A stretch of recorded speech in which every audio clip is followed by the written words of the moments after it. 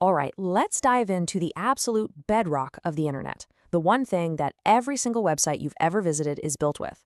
We're talking about HTML. If you've ever been even a little bit curious about what makes the web actually work, well, we're about to pull back the curtain. So, think about it. You're scrolling through your favorite site, right? You see all the cool text, the images, the buttons you can click. But have you ever just stopped and wondered what's actually holding all of that together? What is the real blueprint underneath all the flashy stuff? The best way to think about it is to imagine you're building a house. Before you even think about picking out paint colors or deciding where the sofa goes, you need a solid foundation. You need walls, a roof. You need the basic structure. And in the digital world, that structure has a name. And that brings us right to the star of our show today, HTML. This is the essential first step, the digital architect's master plan for literally every single page on the internet. So, what does that big ol' name actually mean? HTML stands for HyperText Markup Language. But let's just ignore the fancy words for a second. The key part is markup language. Its entire job is to give your content structure. It's how you tell a web browser, hey, listen up, this text right here, that's a heading. Or this block of words, that's a paragraph. It's the skeleton holding everything up. And this is where it all just clicks into place.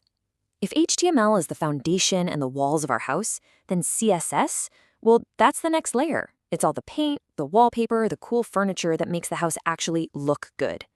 And JavaScript? Oh, that's the electricity and the plumbing. It's what adds the logic and interactivity that makes the house, work. But it all has to start with that solid HTML structure.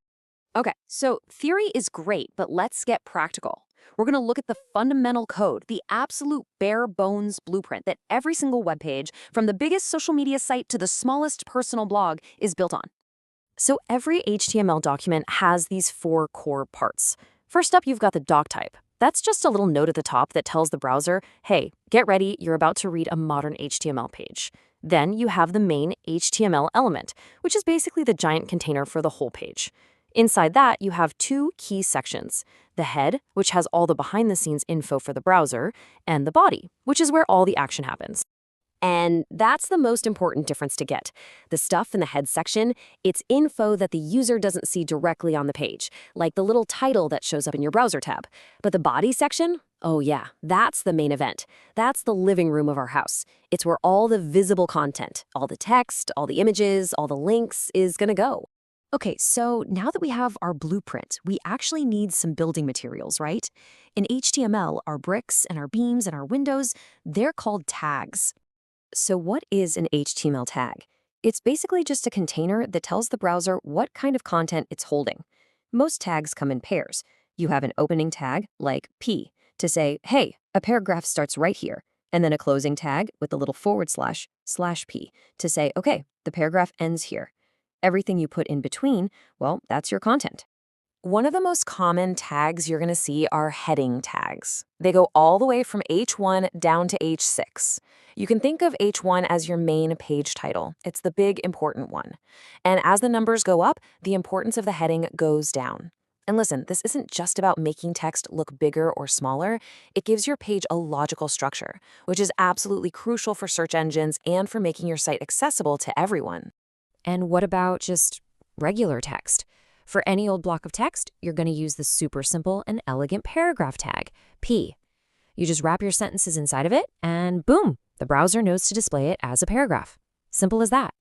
Now this tag right here, this is the one that puts the hypertext in HTML. This is the anchor tag, or A tag, and it's how we create links. It has this little extra piece of info called an href attribute that tells the browser exactly where to go when you click the link. This is literally what connects all the pages together to form the World Wide Web. Kind of cool, right? And of course, the web would be pretty boring without pictures. That's where the image tag, IMG, comes in.